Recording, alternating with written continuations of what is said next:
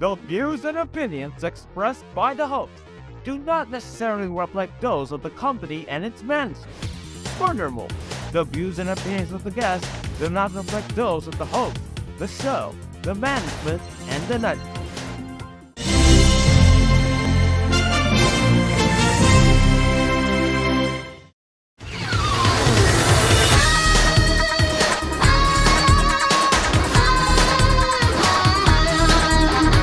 Hello everyone, mabuhay! Welcome to CETV Exclusive. It's good to be back for another Sunday morning with you. My name is Don Banana, your host, and today we're going to be joined by a New Zealand Filipina songstress who blends seamlessly with deeply emotional lyricism with irresistible looks that creates a sound that is both introspective and universally relatable. I would like to welcome Kylie Price to the show, and I'd like to ask you this before we move on, Kylie. How's the weather over there Yes. in London? We heard that there was a big storm right now going on. We talked this off air, by the way. Yeah, it's currently 8:30 in the morning, and maybe about 5 a.m. we were woken up by some massive thunder and lightning. So it was pretty close to where I live, but we're all okay, thankfully. Oh, thank heavens for that. And I think Neptune for that. Yeah. Amen. So, you initially started as a country artist, but you fearlessly transitioned into the realm of mainstream. What made you decide to go from country to going mainstream? What you think made you successful? What do you think is the reasons why it has become successful? I think just in terms of my songwriting, it's naturally progressed away from country music. I still have country characteristics in my singing and my songwriting, but the way that I was producing my songs no longer was within that country realm. So I think it was just a natural progression to more mainstream. But like I said, there is still country music elements in my music. I wouldn't class myself as country anymore. Yeah. Very interesting. And perhaps her single right now, Perfect, which does that have to do with Ed Sheeran, or is it like a different thing? No, it's a Good. different thing. Yeah. Which apparently, if you are following the New Zealand charts, it peaked at number 6. Will you ever get a number one? Yeah. I I hope you hope so. will. We can just keep trying. Yeah. But at least you get a good single out of it. So you have performed in a countless number of festivals, including, I mean, you have performed in countless number of festivals like this one, the British Country Festival in 2023. Although, as far as I'm concerned, British are not fond to country music. Was it a bold move to go to that festival, despite the fact that it is a it is quite common that country music is not that common over there? Um, I actually country music is really common in the UK. They have a major country music festival called C2C, which happens that was maybe like a month and a half ago now, in London, well, in the UK. And country music is growing really quickly over here, and they have a major fan base, and a lot of the big American artists come over and tour the UK because there's a demand for people wanting to come to their shows. So for me, the great thing about country music in the UK is that country music is so broad here. So I would class myself as a singer-songwriter, and I fall into that, I guess, that umbrella, which means I can play shows and festivals like the British Country Music Festival. And even though I'm not uh, purely directly country, I can still find an audience for my music because they are very accepting. They're very broad in terms of their perspective of what country music looks and sounds like. So yeah, the British are actually really into country music, which is awesome. Oh, last time I checked, sorry for that for saying that. Last time I checked, what because I mentioned that because far I remembered there are some country music artists who did remixes for the UK audience, something like that.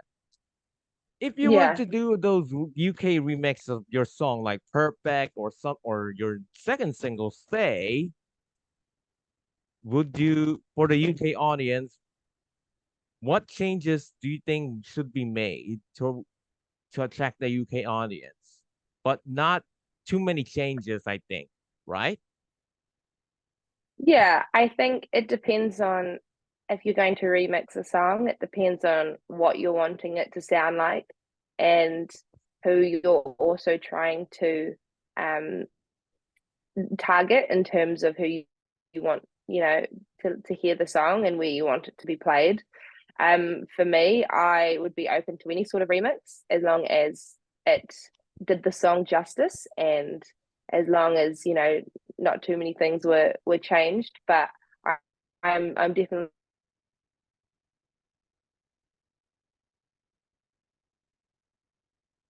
Wait, what? open to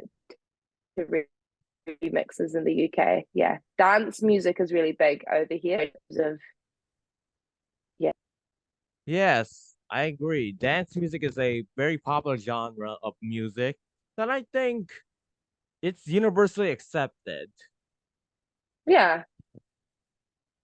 It is universally accepted. Dance music is so popular. Even P-pop here is popular, although over there in the UK, K-pop is not really that, but it's starting to have a fan base. I heard there were some K-pop artists that visited over there in the UK. Yeah, I'm not too familiar myself with K-pop. I don't listen to it a lot. But I've definitely seen that there is a demand for it over here as well. A lot of the artists do collaborations with UK artists as well. So yeah, I think it's great. I think music should be accessible everywhere to anybody. Yeah. Yes, I agree. It should be universally socially cool and acceptable to listen to music regardless of what genre you. If you like pop, go ahead. You listen to pop. If you like hip hop, Yeah. if you like country, like what she is doing here, you can. Or excuse me, if you are into country like Kylie right over there, she pretty much sums up what I think is a perfect example of how Filipinas can venture into country music too. Even though country is not that popular here in the Philippines, but not as much. Only in areas like Baguio. If you can Yeah. visit any place in the Philippines, on that note, if you can visit any place in the Philippines that has or perform in the Philippines, where would that you like to go? I think my mum is from Rojas, so I would like to go to Rojas again, and that would be a really special place to perform, just because my family is there. Um, Obviously Manila is the capital and is in terms of music is really vibrant. So I think it would be wise to go there. Um, but I would really sing anywhere in the Philippines. I would come anywhere. So you embraced New Horizon and you decided to make a very courageous move to London. Is it hard adjusting to the landscape of London and the hustle and bustle over there? Was it hard or was it just seamless? It was definitely hard, especially at the beginning. New Zealand is very different to the UK.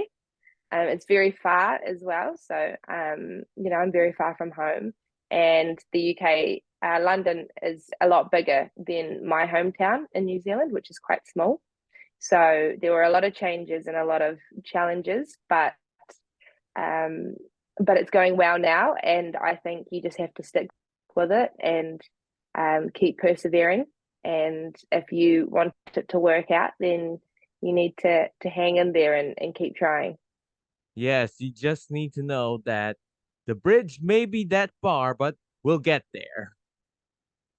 Yeah, we'll get there. Exactly. So now you have gotten a lot of cultural backgrounds.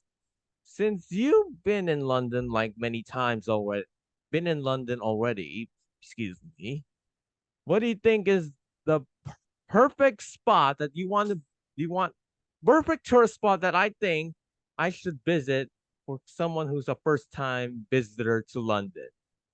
Anything you Oh, want? This is tough. I You got think I think you should definitely go to the iconic landmarks in London. So like the Big Ben Tower. I think you should go to London Bridge. I think if you follow the royals and are into the royal family, you should go to Buckingham Palace because that's very big. It's very grand. And I think you should also, there's a lot of places in London that people don't know about in terms of markets or street art or great places to eat or great, views of the city. Um, I think you need a couple of, 2, 3 days in London to see all the great things. Yeah. and of course Abbey Road, I think. Is Abbey it? Road, of course. Yeah. And definitely that fast food chain that is very popular here in the Philippines. And no, it's not the other one. I'm not telling you that right now. It's the Filipino fast food chain. Just can't mention it because we know what's going on over here. Some fast food chain Yeah. has just gave our president a doll, and people went berserk about it. Let's not talk about Oh, I politics see. here. Yeah, let's But leave that for another time. nonetheless, this is gonna be rather interesting to see. Nah, there are lots of Filipinos living abroad that miss the home country of ours. What do you think is the reason why people go abroad for you? For me, I think it's for opportunity, maybe opportunity that they couldn't get at home. I think it's for career, if you can um, excel in your career out of the Philippines or even out of New Zealand. I think a lot of people are drawn to try that and to try and further their career. And I also think that the world's very big, and um, it's a great gift to be able to travel and a great privilege.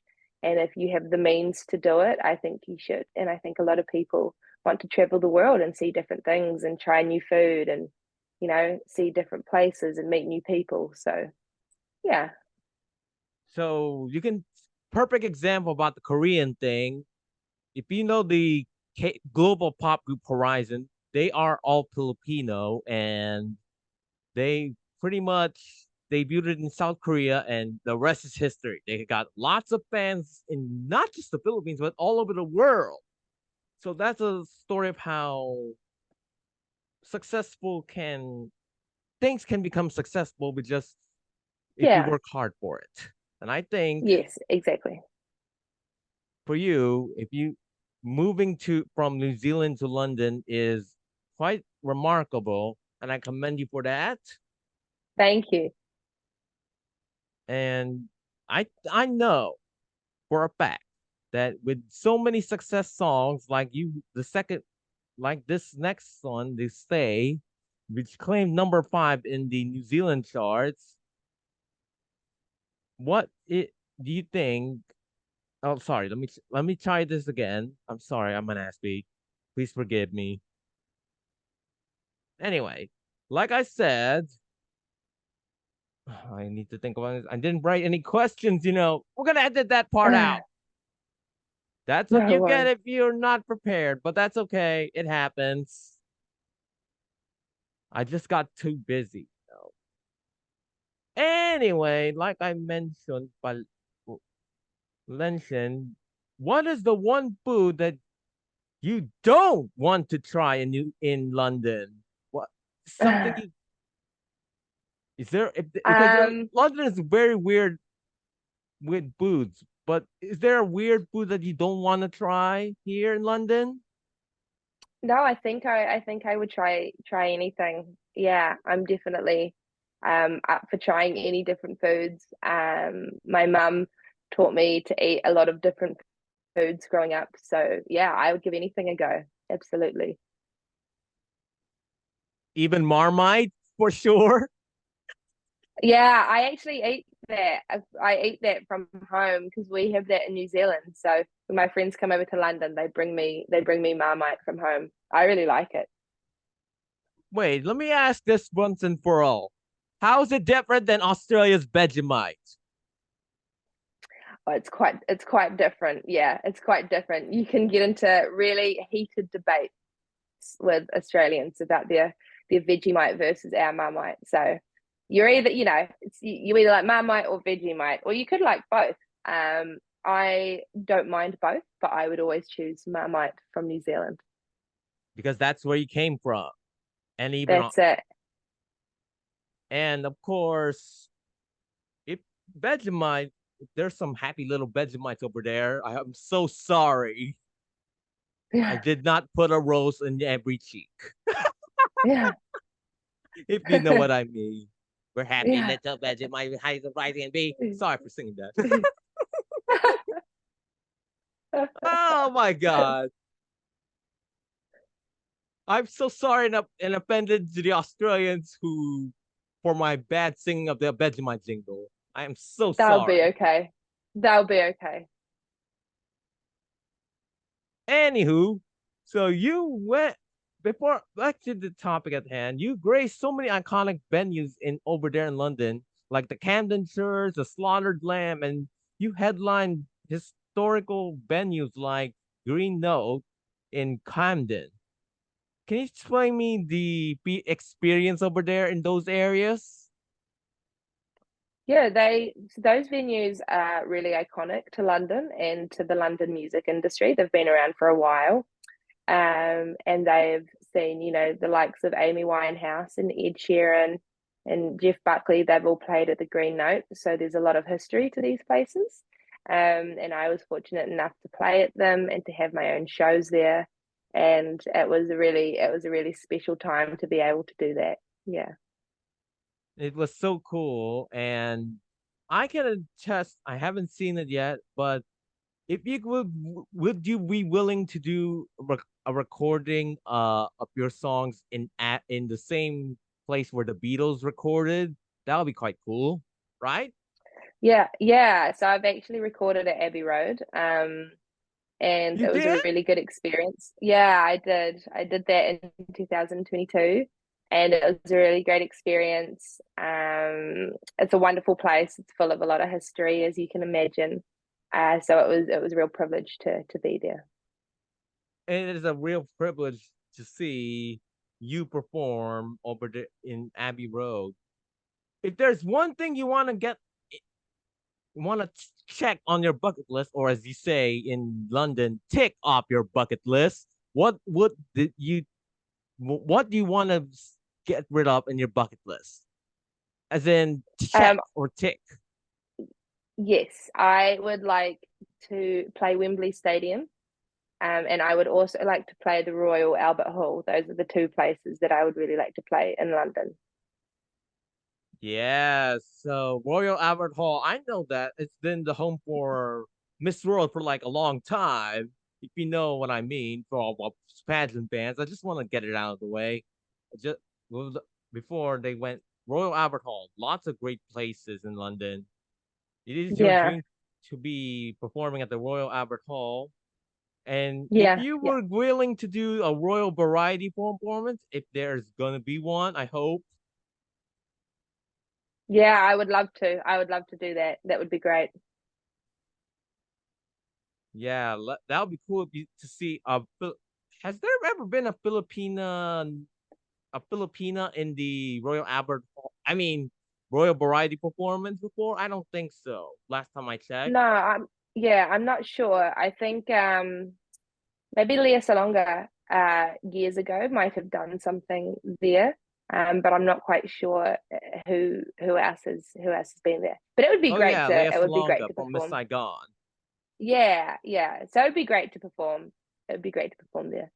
But I'm looking forward to that. And speaking of looking forward, I'm looking forward to what is next after your latest single, The Panic Years. Before we move on to what your plans are after the Panic Years, can you tell us the process of the creative process of the Panic Years for us, if you may? Can you share with us? Yeah, so The Panic Years was a song that came about one night when I was in studio and I was with my producer and my co-writer, Duncan Brookfield, who I have written a few songs with now in the UK. And we started off with a drum beat. Usually I would start off with a guitar melody or some sort of lyrical melody, but this time we started with a drum beat and we just started working from that. And we just, started writing vocals. And the whole song is about not really knowing who you are in your 20s and just spending all your time trying to figure out who you are. And then panicking a little bit because maybe life isn't turning out how you thought it would, or maybe you're not as far in your career as you hoped you would be. But learning how to celebrate the moments in life and where you are. So yeah, we just kept adding instruments and adding different melodies, and then and then the finished project came up. So I learned from upon hearing what you said, I learned that you have to make the most of every moment because we all have just one life, not infinite lives Yeah, or not absolutely. a set number of lives, but you only get one life. And if you blow it, well, if you mess up or something, oh well, life happens sometimes, but Yeah, yeah, just celebrate. Yes, at least yeah, just celebrate life, I smile think. and smile because it happened and just forget about what happened. Just smile, as they say. So what is Yeah, next after the panic years? that's it. Can you share something? What is going on after the panic years? Yeah, so there's a lot of shows coming up, and there's a lot of there's a few more things. So yeah, there's plenty of shows happening here in London. I'd love to come play in the Philippines, and then a few more singles to be released after that. Yes, very looking forward to that. So where can we find you on your socials before we head out? So you can find me on Facebook and Spotify. I am also on YouTube, Instagram, and also Apple Music and TikTok. Unless you're in the US, it might get the Yeah, but you're in the UK, so it's okay. It doesn't really matter it's unless you're in the okay. Yeah, yeah, absolutely. So I want to say thank you very much, Kylie Price, for joining us today. I hope you enjoy. Please, please send me some Marmite at the on the here. Yeah, I I want to will. Give try me your it. address. Yeah, give me your address. I'll send it over. I'm not gonna mention it here because some people might dox me. Anyway, so thank you so much, Kylie. I hope you enjoyed this interview. Apologies for what happened earlier today, and I hope that we had so much fun talking to you about what's been going on in your life and how what will we have lots of things to expect for you. And yeah, good luck on your journey as a mainstream artist, singer songwriter. I'm Don Bananas. Thanks for watching. Have a good day. Love you.